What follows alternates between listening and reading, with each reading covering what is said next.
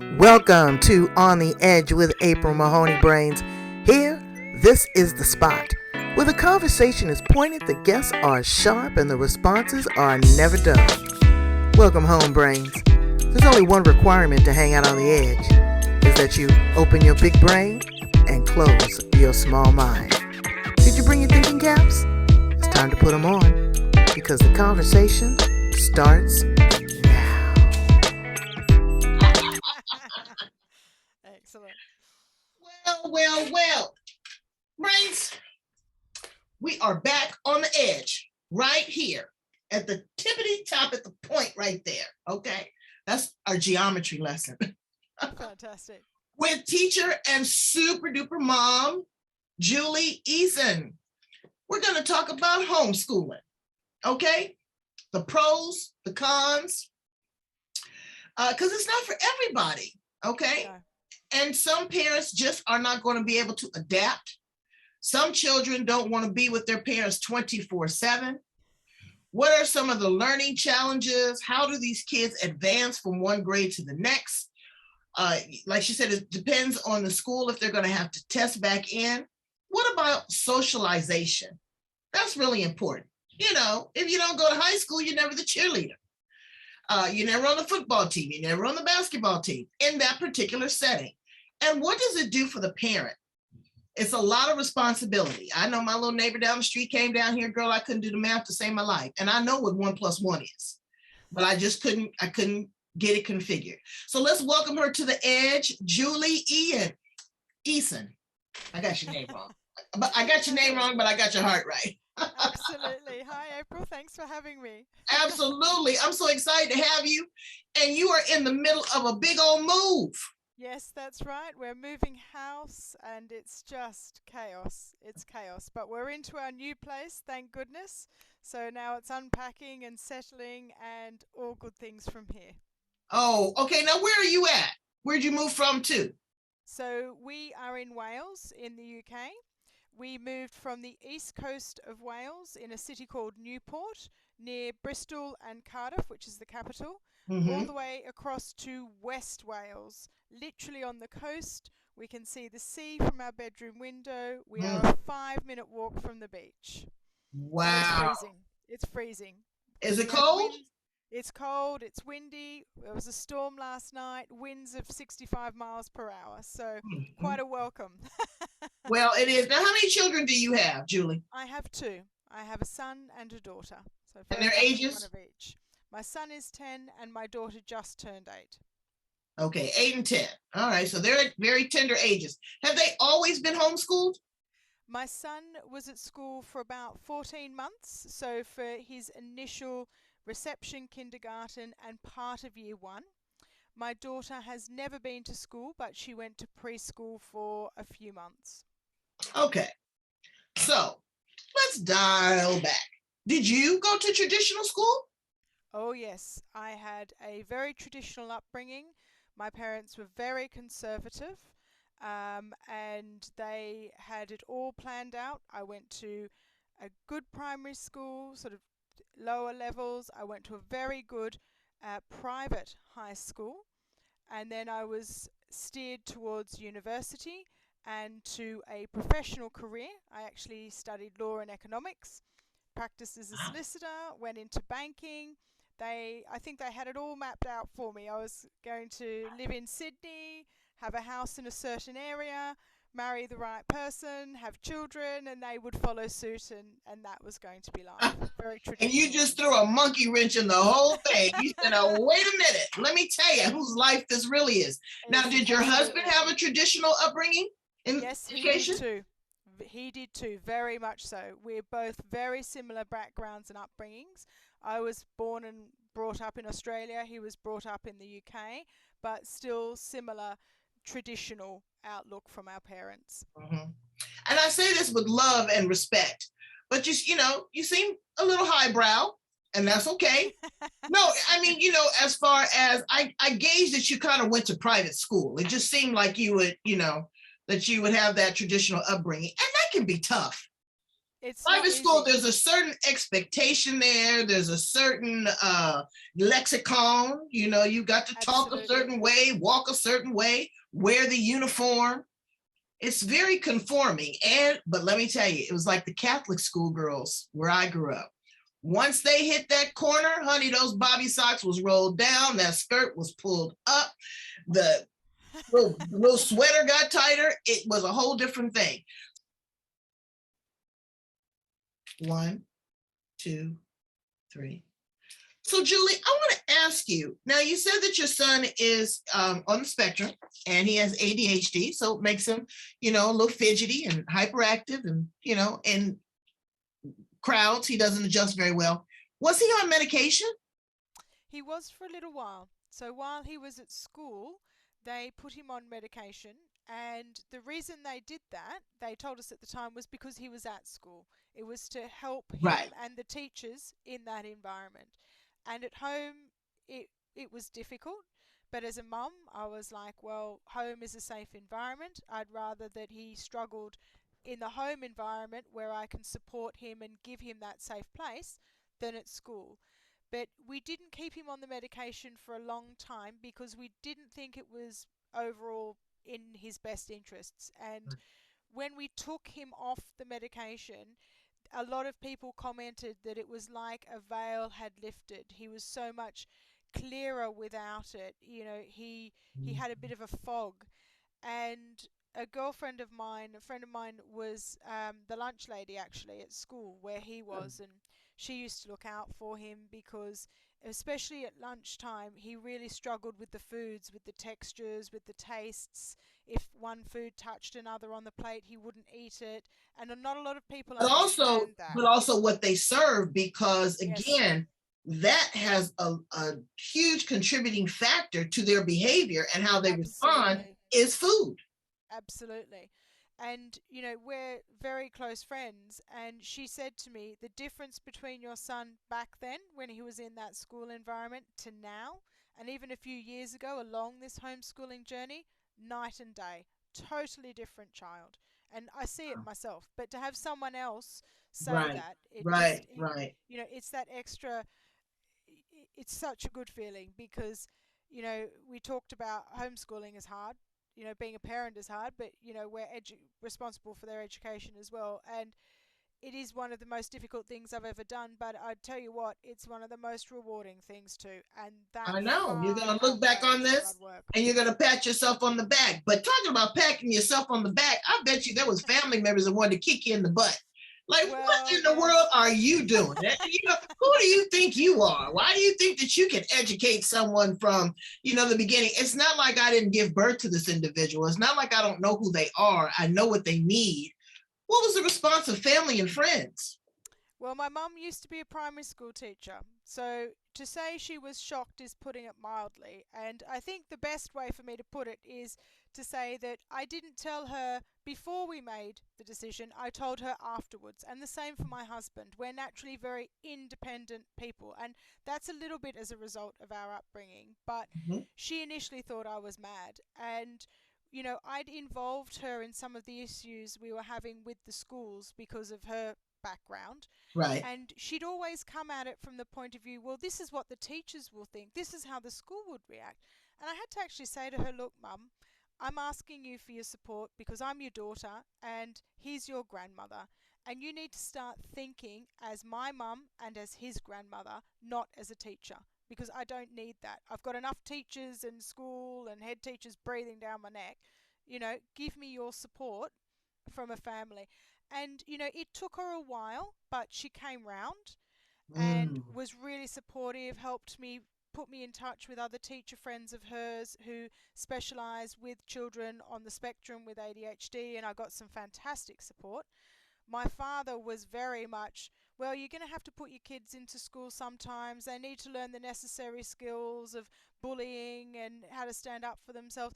And I had to say, you know what? Why should we put our kids in that position?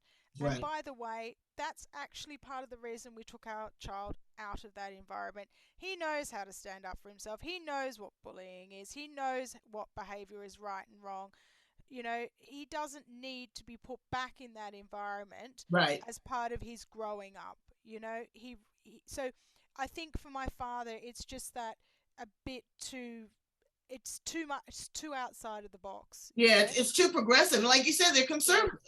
And Yeah. so, a conservative British family, there's certain protocols that they Yeah. would find. They're not so much risk takers and whimsical. And because the world is changing. I tell my brains all the time, this is not the world that it was once upon a time.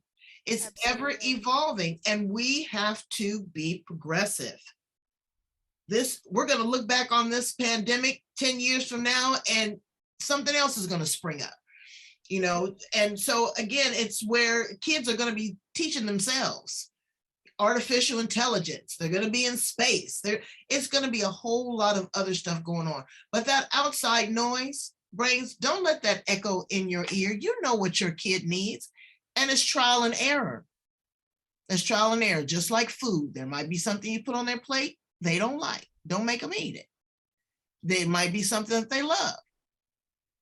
Let them eat it. Life is a smorgasbord. Everything is not going to be the same on everybody's plate, but we are all going to be able to indulge. Absolutely. You're the best. You're awesome. Thanks, April. So absolutely. School is not what you think it is. And school is not just the education of text and mathematics and language. It's also a life skill.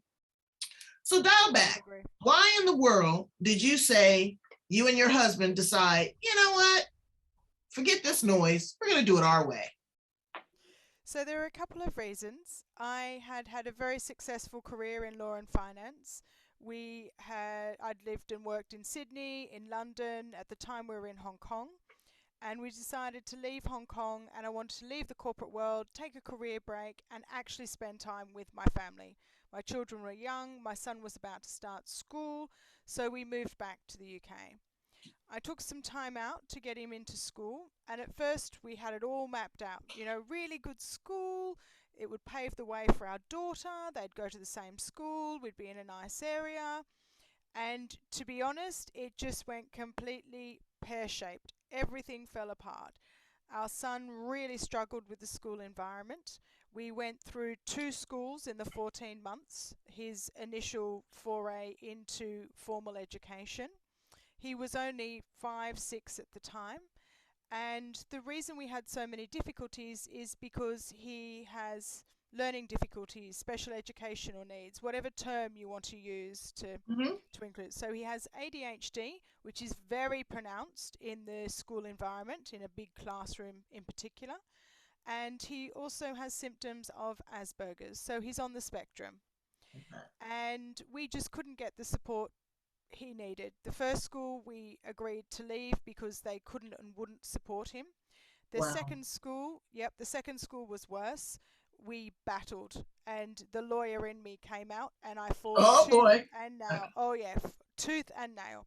And what happened to him was awful. Bullying from the head teacher, bullying from the students, bullying from the teachers. They wouldn't support his needs. They were using his funding with his needs for the rest of the school rather than the one-on-one support for him. And to be honest, April, for us as parents, that was the last straw. We'd had it by then. And, it just took so much out of us as a family. I was at home, but I was stressed. Our son was anxious at the age of 6. I mean, when is that okay? It's not, right? A 6-year-old should not have anxiety. My husband was working away, so he was gone most of the week and then back for the end of the week and weekends, and he was just beyond it as well. And we just thought, you know what, we all need a break from this. It's obviously not the right learning environment for our son. We pulled him out of school and went through yet another battle with the local council, with the school, about pulling him out. And we just thought, let's take a break, let's reset and work out what works for him. And we haven't looked back. I mean, that was the beginning of 2017. And here we are, however many years later, still going. Wow. Yeah. So, I've been talking to a lot of professional educators. everything from dyslexia to, you know, identity to mathematics, foreign language. And to learn is a gift. Yes. You know, it's not an obligation. No. It's the responsibility of a parent to make sure. I had one lady, I canceled her interview because I wasn't with her, but she's totally into the unschooling. Yes. And I get that to a degree, but unschooling is not unruly. No, Your it's kids not. still need to understand the basic functions, because one day April and Jill and Julie are not going to be there. That's right. Okay. And so how are they going to survive? How are they going to make a living? How are they going to pay their bills? How are they going to, kids now don't even learn cursive writing. How are they going to learn to write their name, spell? How are they going to be able to migrate into society? So you step back and you say, okay, well, I'm this big brain. I'm this smart woman. I know I could do this. I went to law school and finance, had this big high profile job. But when you had to sit down and try to teach your son the basic fundamentals, where was your head at? To be honest, I kind of flowed into it. You know, like every parent, our kids don't come with manuals. So we are forced to adjust, work out what's best for our kids, ask for help when we need it, and work it out for ourselves. And a lot of the skills that I developed over the years during my corporate career really came in handy. You know, negotiating, standing up for my son, teaching. I used to teach and educate, mentor, manage a lot of people. That was a huge part of my job in corporate. So I used those skills with my son. And initially, when we were talking about homeschooling as an option, I thought, oh my goodness, how am I going to teach my son? And then I thought, hang on a second, I'm the one that's taught him to read and write, not school. I spent hours with my son every single night working on his handwriting, working on his reading, going through his phonics, you know, and I thought, if I can teach him to read and write, then the rest will work out as we go. And, you know, he writes in cursive, he's left handed. One of the symptoms that he has with the Asperger's and the ADHD is issues with his fine motor skills. So writing is not easy for him. So we really worked on it, you know. And I'm also the kind of person that if I don't know everything, and I admit I don't, thankfully my husband can't hear me You say don't this. know everything? Oh my I God. know, Oh, shock wow. horror. Wow. Yeah, my husband can't hear this. But, you know, I will go and get help. And before we actually made the decision to homeschool, I sat down and researched it. What was it? What did it mean? What were my legal obligations? What were my obligations to a child? Do I have to follow a curriculum? How do I plan lessons? And I ended up retraining as a teacher, so I teach as well, as you mentioned at the beginning, and that helped. But to begin with, it was very much a journey of discovery with him, and I had a lot of experts that I'd worked with, you know, educational psychologists, child psychiatrists, and they initially thought I was a little bit mad homeschooling because they thought it would be too much for me, that he may not meet his potential and things like that. And I thought, that's your opinion. I asked you for it. I'm going to listen. But I'm also going to look at what you've given me in terms of support and your reports over the years. All right now. Right. Yeah, right. yeah. Let's use this information for his good, because Right. you know, I'm not the kind of person that says homeschool is the only answer. It's not. What we have to do as parents is give our children the right learning environment. That's what it's about. Whether that's school, whether that's at home, forest school, outdoor school, whatever it is. And I sat down and I read the reports and I talked to these consultants and understood how my son learns best, what the issues are when it comes to learning for him, and practical solutions so that I could implement that every day. And that's not just from an educational perspective, that's for his life as well. That's right. That's right. That is right. That is his life toolbox. Absolutely. So now, without going into a lot of detail as specifically because the autistic spectrum is very broad. Broad, yes. And ADHD is very broad. Everybody's Yes. a little bit different. So when you came across those challenges and you got frustrated, what did you do for yourself? I'm getting better as time goes on, taking myself away and giving myself a bit of time out. And I give you point. I got to give you points right there because you said I'm getting better. You hear that, Yes. Brain? She's in the process. Yes. There's ebbs and flows. This is not just a straight line. No, it's not. You know, it's a journey, right? I'm not at the destination, you know, not until we're through this with my son and his education. And I do give myself time off. My husband and I have worked really hard on that with our partnership and our relationship to balance that. And I also forgive myself for not being perfect because I'm not. And I get it wrong sometimes. And, you know, I'm really experienced, I'm really knowledgeable, but, you know, some days just aren't going to work. Other days are going to be fantastic. And, you know, when I'm really stuck, I go back to the consultants. I go back to my support network. I go back to my other mums who I know, my other homeschooling friends, my friends. You know, my mum used to be a teacher. She put me in touch with some fantastic other teachers who are special needs. I go back to my teacher training. I talk to my friends who are teachers, you know, our older generation family who were teachers, or just their experience. You know, how do I handle this? How do I do that? What ideas have you got? You know, it's really about community and, as I said, giving him the right learning environment to thrive. That's really my goal. Now, does he have a clear understanding is that, okay, this is specialized, this is just for me because I'm special. I'm perfect. I'm wonderful. And my mother, well, yeah, you may not know everything, Mom, but I know everything. But my mother has, done this for me. He understands that this is a special learning environment for him that's created based on his needs versus what, quote unquote, a traditional educational institution is like. Absolutely. We talk Okay. about that. And, you know, even at the point when we decided to homeschool, I sat down with him and we talked about it. And I said, even things like, look, this isn't about you being at home and mummy giving you all of her time. You know, I have to give up some of the stuff that I do around the house, so you're going to have to be part of that. So you're going to have to help around the house. You're going to have to help mummy with certain things. And I turn those chores, for want of a better word, into life skills and lessons. You know, we go shopping. Can he do a shopping list? Can he work a budget? Talk about money.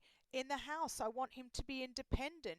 Can he put on the washing, put out the washing, help manage his younger sister, help teach his younger sister, empty the dishwasher, take responsibility for different things?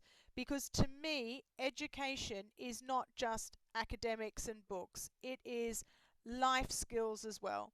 And one of the key reasons my husband and I homeschool both children is because we want them to have a well-rounded and holistic education and schooling. Absolutely. Absolutely.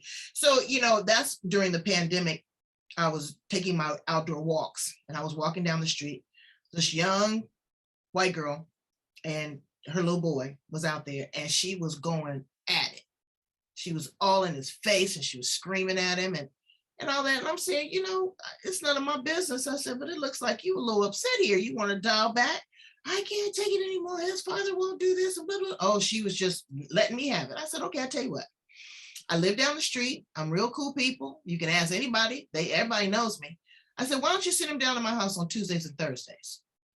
Her eyes got real big. I said, give you a break. Yeah. I haven't had a little kid around here and I don't know when. Julie, he came down here and I'm in love. He came down here, honey, and my husband taught him how to use power tools, how to use a measuring devices. I taught him how to work in the garden. We used to catch bugs. We would watch the Spanish channel for an hour a day, learn a foreign language.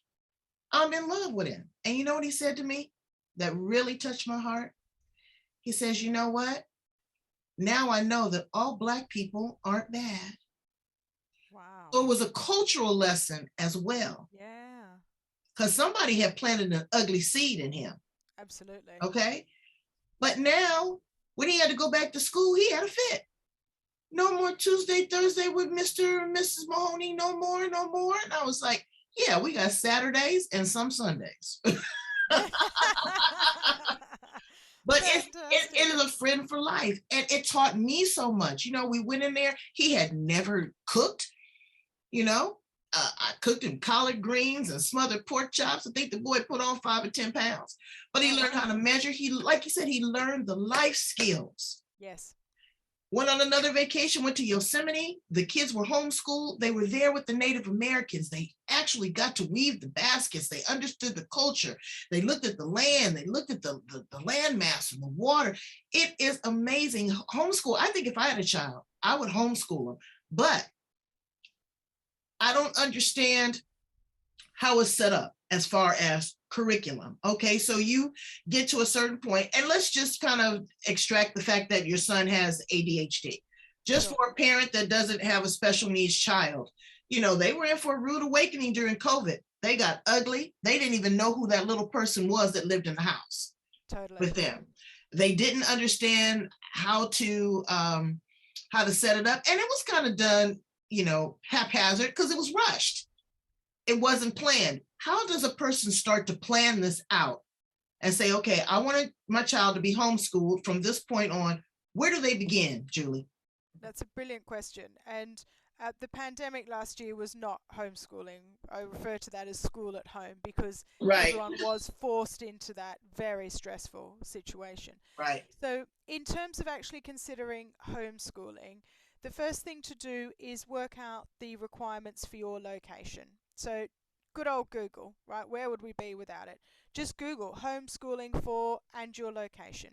In the US, it's based on where you're located. State by state, it differs in terms of levels of regulation, whether it's really strict, not so strict, or quite laid back. In the UK, it's completely different. We have one law around home education, which it's called here, and we don't need to follow a curriculum. We don't need to register, we don't need to fill in forms, etc., etc. But then each local council has their own interpretation of the laws. So it comes down to again your location. So the first thing to do. But let me ask a question. You said that there's no certain requirements. There's no curriculum. So there's really kind of no checks and balances. So if you deregister your child, then your child is on the education register. So the local authority, the local council, county, is aware of your child. So they will contact you and you have to manage that relationship with them because they will ask you for records, they'll ask you and make sure that the educational provision that you're providing is adequate for your child based on their current levels, their needs, their age, etc. Okay. Now here in the United States, it's all about the dollars and cents. It's by head count. So many kids, because attendance was paramount. You had to account for your child. And if your child was truant, they would come to your house. I never thought that was so much as caring for your child as for caring for the dollars. Do they pour funding into public schools based upon head count there in the UK? I think they do. There's a lot of nervousness about the amount of people who are now starting to homeschool since the pandemic, for sure. Yeah. And I think that you should be subsidized on your taxes or something because of that. That would be nice, but I doubt that that's going to happen. Well, you told me that they took the funding that was allocated for your son and disseminated it. Absolutely. Absolutely. We really fought with them, and that was the last straw.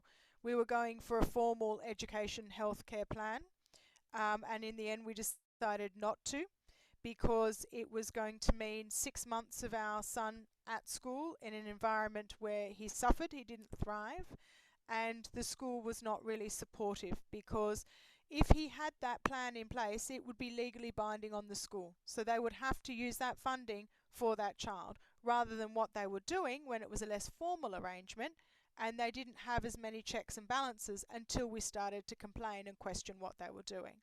So it swings and roundabouts. And each child learns differently. Yes. I know I had a learning challenge. I was dyslexic. Not severely, but it was severe enough to impact certain aspects of my learning. Of course. My daughter, same thing. Mm-hmm. And they wanted to label her. They wanted to medicate her, all that. And I'm like, you know what? I'm not seeing this at home. And I asked her what was going on, and she gave me a child's definition of what was going on. She was having vision problems. She couldn't see very well. And she said, I would skip ahead because the other children would laugh because I didn't read as fast as they did, or I couldn't sound out the words. And so we figured that out. I put her in a special learning center for 6 months, and it changed her life. And now she is an avid reader. She is a creative, and she absolutely loves learning. Every child is different. So you can figure out where your son's strong suits are, because even though he has challenges in certain things, that's like Asperger's. They're brilliant in mathematics, music, science. It's where their niche is, and that's where they're going to find their comfort zone and where you can focus that attention. And you're able to give him more specialized attention in that because that's what he enjoys. But what happens to the stuff that he doesn't like? I'm creative in the way I approach certain subjects. So handwriting is obviously not something he enjoys. So I try and work around that by asking him to write a shopping list, or to write a Christmas card, write a note to his friends. So he's physically writing, and he's also using his English skills to compose, put an essay together, write a report, whatever. I also get him on the keyboard and get him to do his English that way sometimes as well, to balance between the writing and the typing, to give him a bit of a break.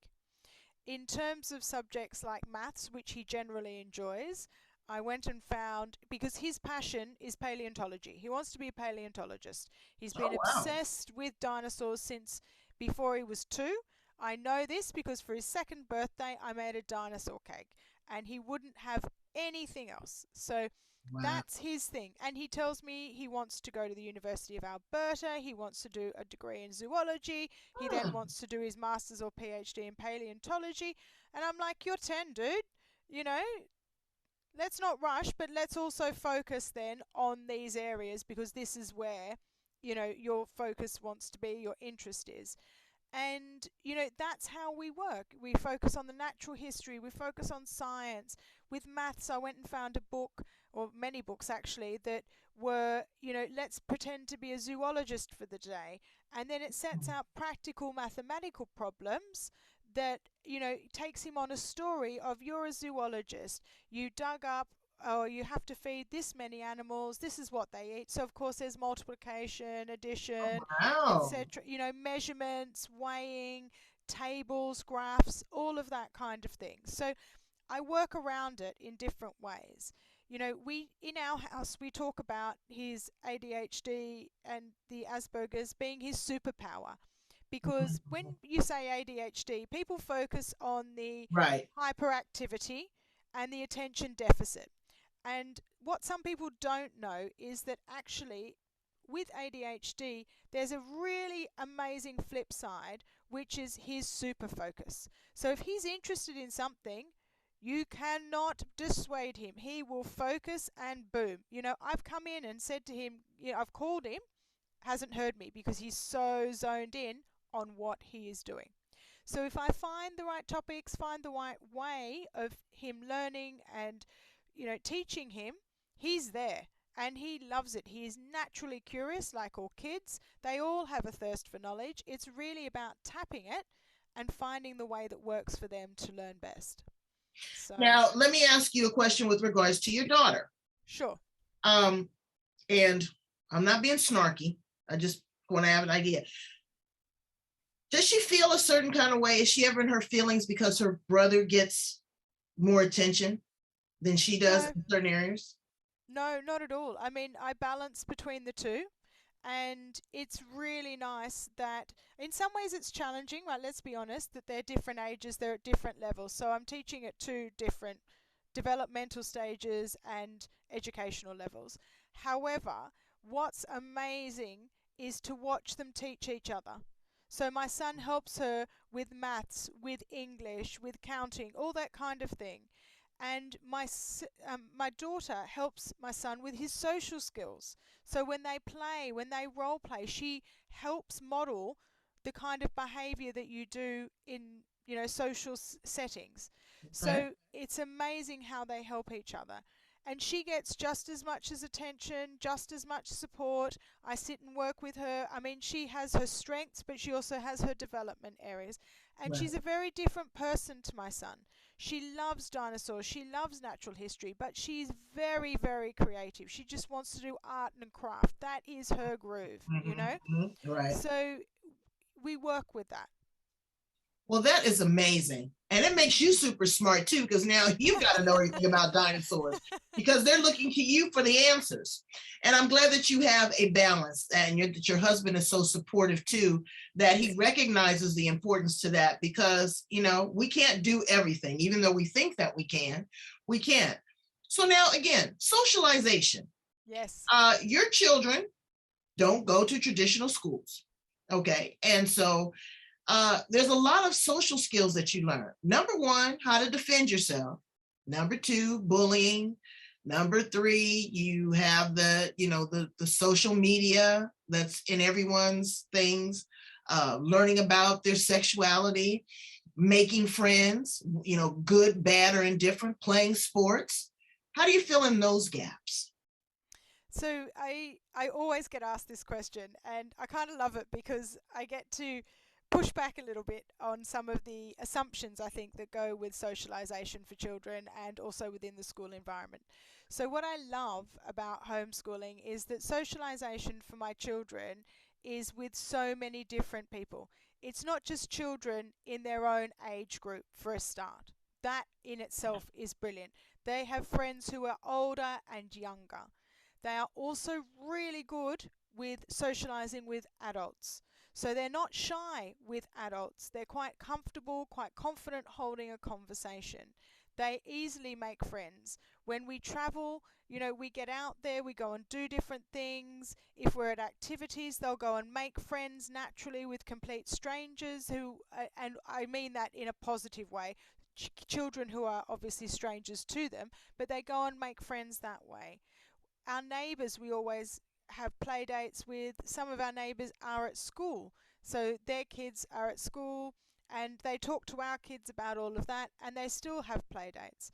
There's also a massive homeschooling network, massive, Mm, and there's organised activities, there's clubs, there's lessons, there's online classes. So there's a plethora of opportunities for children to socialize even though they're not in the school environment.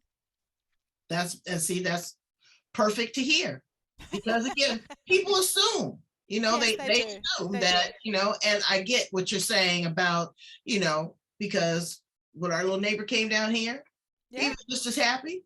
And he Yeah. can sit there and he talked to Mr. Magnificent about the Navy, and Mr. Magnificent took him and showed him a naval ship. And oh my God, his eyes Fantastic. got this big. And so now he's going to be a naval captain, and, just Oh, all wow. of these different things that they're able to explore because now there's no field trips in That's right. our Of schools course. here in America. Oh, we used to go to the museum and we go to the plays and we go to the parks and all these types of things. There is little to no foreign language unless you're putting your child in a private school. They're not learning a foreign language, and that is critical, brains. They need to speak more than English. Every other country in the world is bilingual, Absolutely. except for us. They don't understand world currency and finance, so they have an opportunity to do that. And like you said, being able to talk to an adult, not being afraid of an adult. There's a lot of things that adults try to get away with, but if you have a child that's mature enough to hold a conversation, they won't pull that stuff on them. No, they won't. they They won't. absolutely won't. They won't And pull that stuff on. it makes stranger danger much easier in terms of that life lesson too.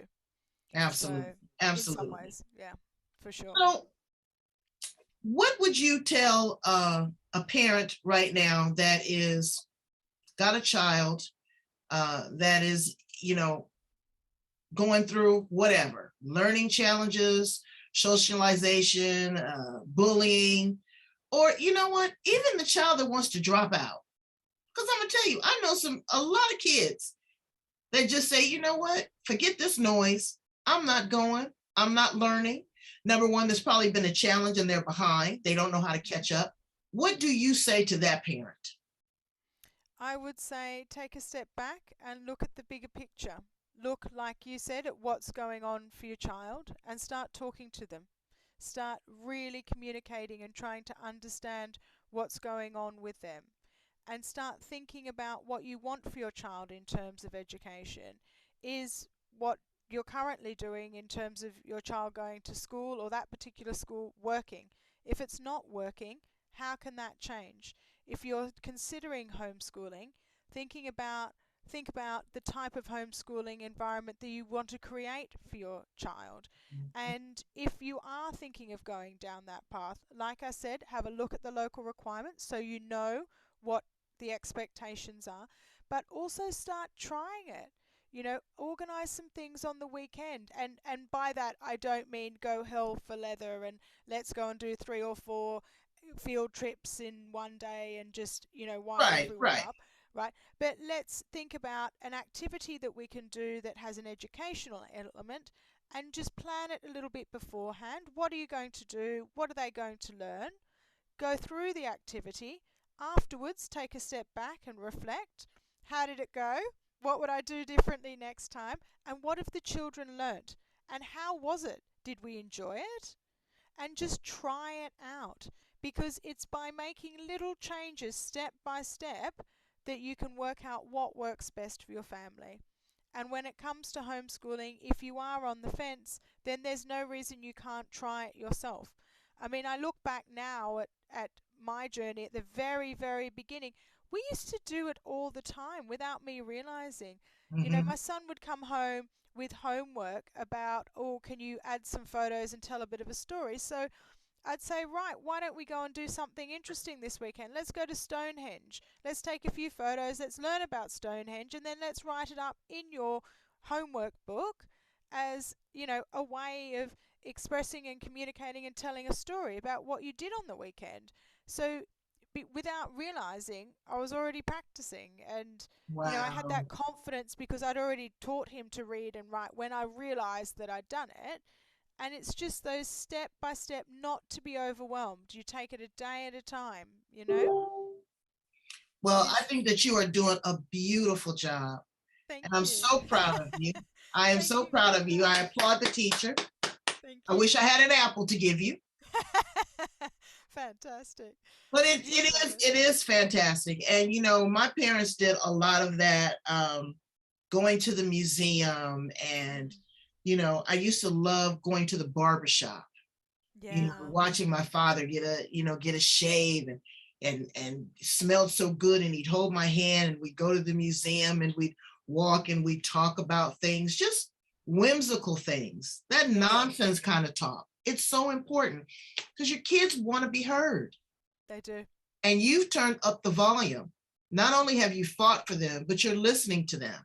And that is going to be a feather in his cap. One day, he may find the cure or for ADHD. It might be something in the DNA of a dinosaur. Exactly. Who knows, right? Who knows? It had to start somewhere. That's right. And That's your right. daughter is brilliant because she doesn't know any other way but this.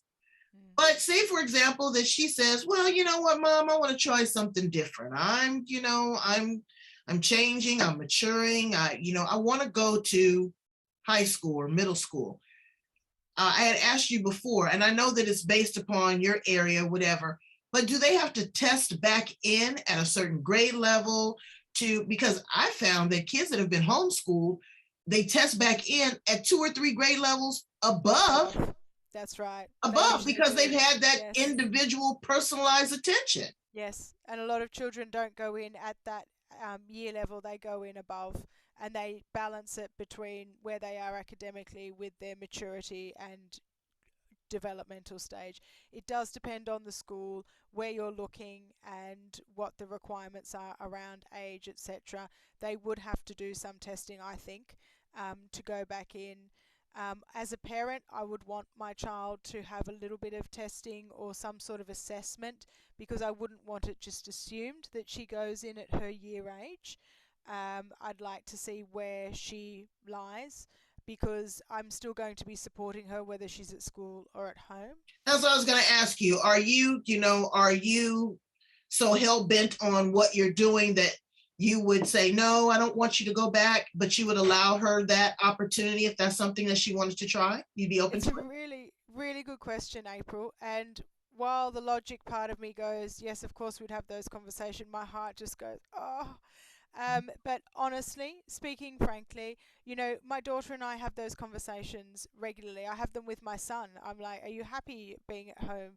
Are you happy being homeschooled? What are we going to do this year? Do you want to go to school? Do you want to get on the school bus with your friends, because we've waved them off in the morning while they've gone to school and we've gone off and So done long, stuff. suckers. Yeah, pretty much. And that's what they said. They're like, nah, we're not down with that at all. They have no interest whatsoever. And we have very honest, candid conversations about it. I love it. I love it. I'm with them. You've got to. And I mean, honestly, April, I don't blame them. My goodness, we go for nature walks, we go to the beach, we go on hikes, we go mountain climbing, we go to the museums, we go wherever we can, we go and we visit friends, we travel, we do beach academy, chess, drama, Latin. I mean, if I had the choice, I know what I'd do. I Right? And know. it's not getting on that bus. I know. We do have those discussions, because central to this is my relationship with my children, because I have a dual role. Not just a parent, I'm also teaching and guiding them, which is interwoven in being a parent, but I have more responsibility given the educational aspect. But I want them to be able to make their own decisions and make good decisions. And if I don't give them the freedom and empower them to make those decisions, how are they going to do it? Right. I have to give them that opportunity. And I think, honestly, if my daughter turned around and said, I want to go to school, once I'd got myself up off the floor after the shock, because I can't see that happening, I'd say to her, well, let's start doing a bit of more online school, getting a bit more formal about our routine, and see how you fit in and how you find it before throwing her into that school environment. Because I think to go from what we do into that environment, cold fish or cold turkey, whatever the saying is, I think would be a huge mistake. I don't think that would be Yeah, it could be quite shocking. Yeah, absolutely. It could be quite shocking. And it could be it's like when you stop breastfeeding your child, it's that separation anxiety that sets in, and you got to wean yourself. Yeah. And then you'd have to figure out what to do. But you're a part of a co-op and a part of other mothers. So tell us a little bit about that and how people can get involved.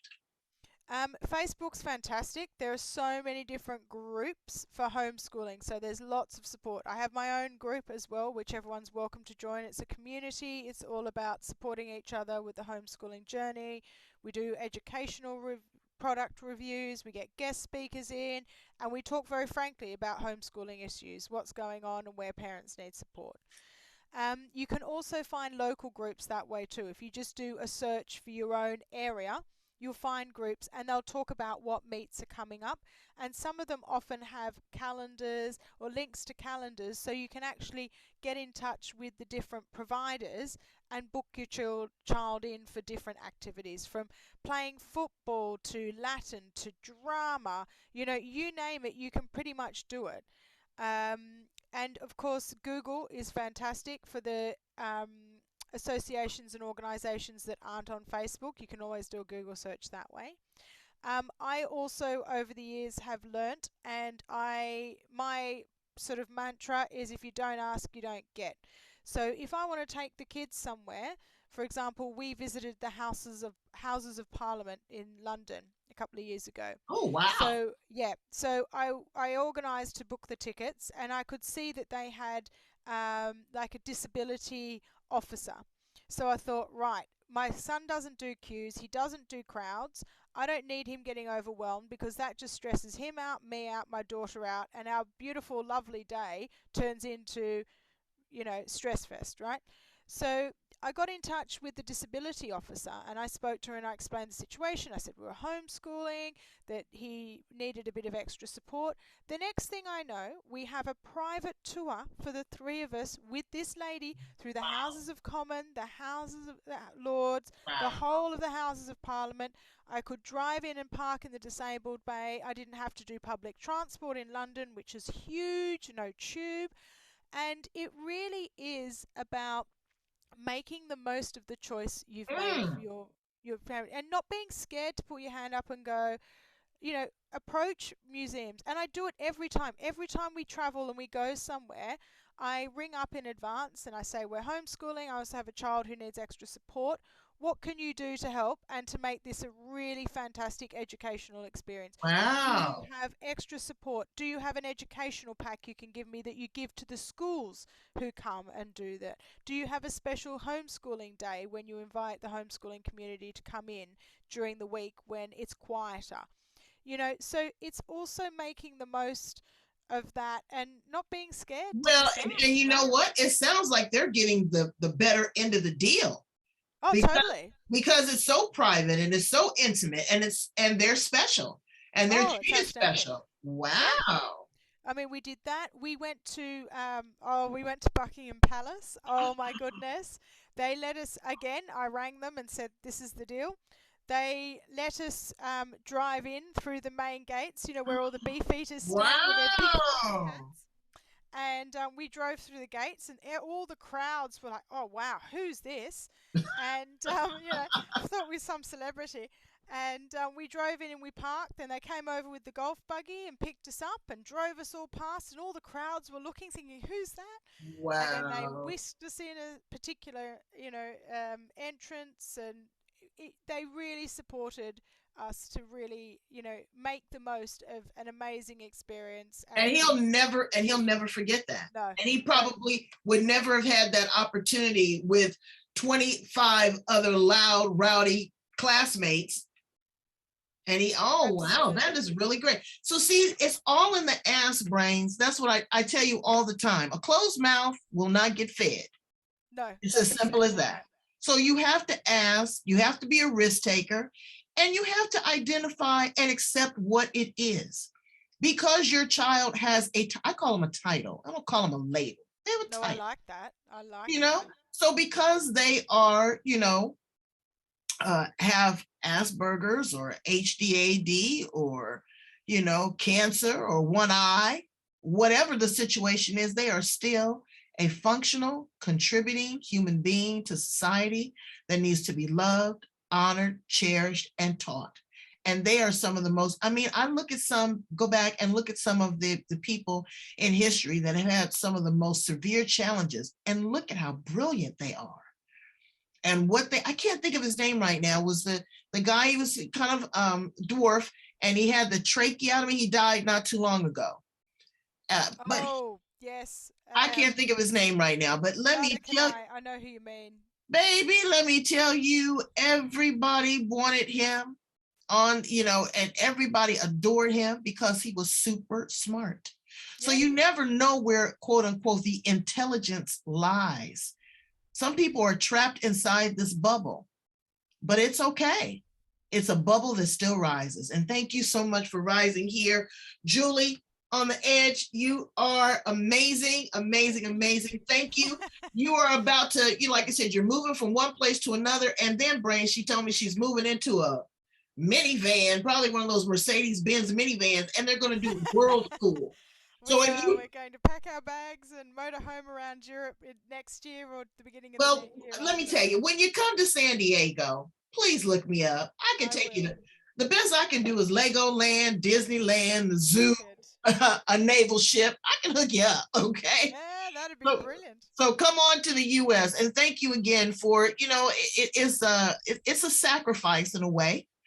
It It's a is. blessing, it's a double-edged sword. Yes. But thank you for having the courage, because it took courage. And tell your husband I think he's a rock star too. I will. Okay. All right. Thank you so much, Brains. Check out where your kid's head is at. Love them right where they at, and figure it out. Homeschool, regular school, but be involved and listen to them. They'll tell you everything you want to know. Maybe they'll tell you too much.